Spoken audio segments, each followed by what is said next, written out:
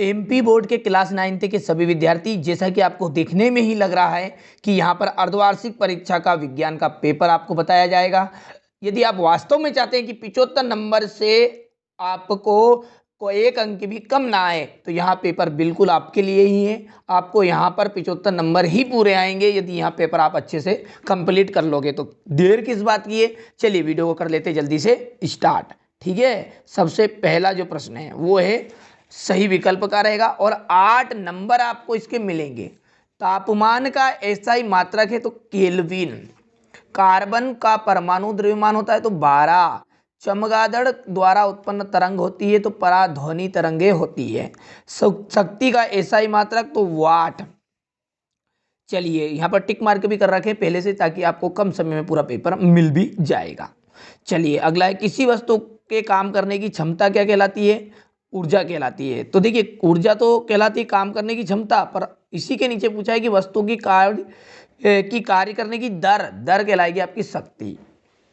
और परमाणु के किसी कक्ष में इलेक्ट्रॉन की अधिकतम संख्या है तो 2n²। न्यूक्लियन कहलाते हैं। न्यूक्लियन किन्हें कहते हैं? प्रोटॉन और न्यूट्रॉन। किनको कहते हैं? प्रोटॉन और न्यूट्रॉन को कहते हैं। लाइसोसोम को रिक्त स्थान वाली थैली भी कहते हैं तो आत्मघाती थैली कहा के नाम से जाना जाता है। कोशिका कोशिका जो सभी जीवों की मूलभूत इकाई है। श्रव्य तरंगों की जो परास है वो कितनी है? लगभग देखिए 20 हर्ट्ज से 20,000 हर्ट्ज तक।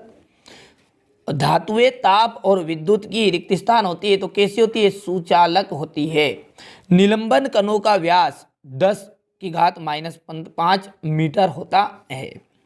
धातुएं जो होते हैं वो विद्युत तथा ताप की कैसी होती है? सुचालक होती है। विलयन एक कौन सा मिश्रण है? समांगी मिश्रण है।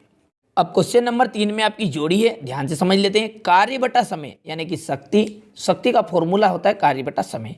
संयोजी ऊतक का मिलान कर दीजिएगा आप रक्त से। दूरी एक कैसी राशि है? तो अदिश राशि है। कोशिका की खोज रॉबर्ट हुक हो गया। दाब का जो मात्रक है वो होता है पास्कल। कार्बन का जो संकेत है वो होता है C, एकदम राइट रहेगा। आयन Cl ऋण आयन और केंद्रकाभ कहा जाएगा जीवाणु। ठीक है, तो ये थी जोड़ी, स्क्रीनशॉट भी आप ले सकते हैं। ठीक है, चलिए आगे बढ़ते हैं। अगला जो है आपका वो आएगा, देखिए एक वाक्य में उत्तर। ठीक है, एक वाक्य में उत्तर है कड़कनाथ किस जंतु की नस्ल है? तो मुर्गी की।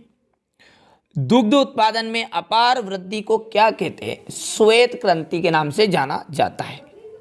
तंत्रिका ऊतक का नाम आपको बताना है तो न्यूरॉन हो जाएगा। पशुधन प्रबंधन को क्या कहते हैं? तो पशुधन प्रबंधन को कहते हैं पशुपालन। सरल आवर्त गति का एक उदाहरण देना है। घड़ी की पेंडुलम की गति जो है सरल आवर्त की गति का उदाहरण है। हृदय की जो पेशियां है किस प्रकार की पेशियां? तो अनैच्छिक पेशियों के नाम से जाना जाएगा।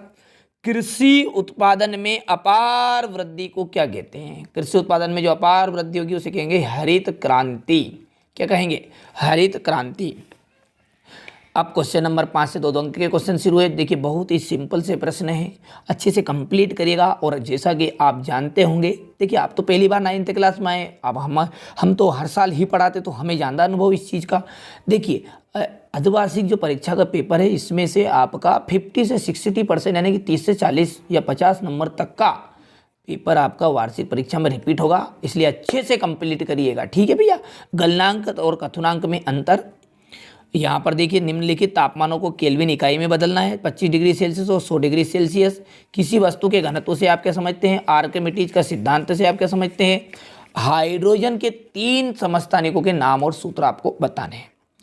इलेक्ट्रॉन, प्रोटॉन और न्यूट्रॉन के खोजकर्ता के नाम।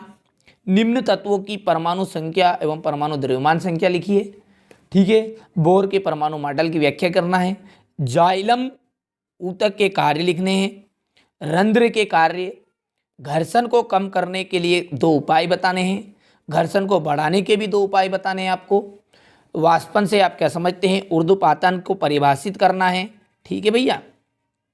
सिंपल से प्रश्न आपको एग्जाम में आपको देखने को मिलेंगे। ठीक है। यौगिक तथा, देखिए अगला देखते हैं, थोड़ा पहले व्यवस्थित कर लेते हैं। हाँ ठीक है। यौगिक तथा मिश्रण में कोई 2 अंतर। कोलाइड के कोई 2 गुणधर्म बताने हैं। समांगी मिश्रण को उदाहरण सहित आप किस प्रकार पुष्टि करेंगे कि दिया हुआ रंगहीन द्रव शुद्धोत जल है। और यहाँ पर देखिए निम्नलिखित ऊतकों के नाम बताइए जो भोजन का संवहन करता है, जो ऊतक वसा का संचयन करता है। ठीक है, यहाँ पर देखिए गुरुत्वीय त्वरण से आप क्या समझते हैं, उत्प्लावितकता, उत्प्लावकता से आप क्या समझते हैं। ठीक है, इसके बाद देखिए अगला है यहाँ पर जंतु एवं पादप जंतु कोशिका में अंतर आपको बताना है। ठीक है, माइटोकॉन्ड्रिया को कोशिका का बिजली घर क्यों कहते हैं, जंतु कोशिका का स्वच्छ नामांकित चित्र बताना है, एक पादप कोशिका का स्वच्छ नामांकित चित्र, कार्य शक्ति और ऊर्जा की परिभाषा लिखकर उनके मात्रक देने हैं, गतिज ऊर्जा के लिए व्यंजक प्राप्त करना है। निम्न को की उदाहरण सहित व्याख्या करनी है, संतृप्त विलयन और निलंबन और समांगी तथा विषमांगी मिश्रणों को उदाहरण सहित आपको बताने हैं। क्वेश्चन नंबर जो 20 है उसमें आपको सूत्र दिए गए हैं, 3 सूत्र आपको करने हैं, 4 यहाँ पर दिए गए हैं और इसके बाद में इसी तरह नीचे हैं।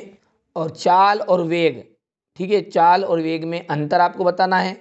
इसके बाद में ठीक है दूरी और विस्थापन में अंतर बताना है, हृदय पेशी का नामांकित चित्र और रेखित और आरेखित पेशी में अंतर आपको यहाँ पर बताने हैं। ठीक है।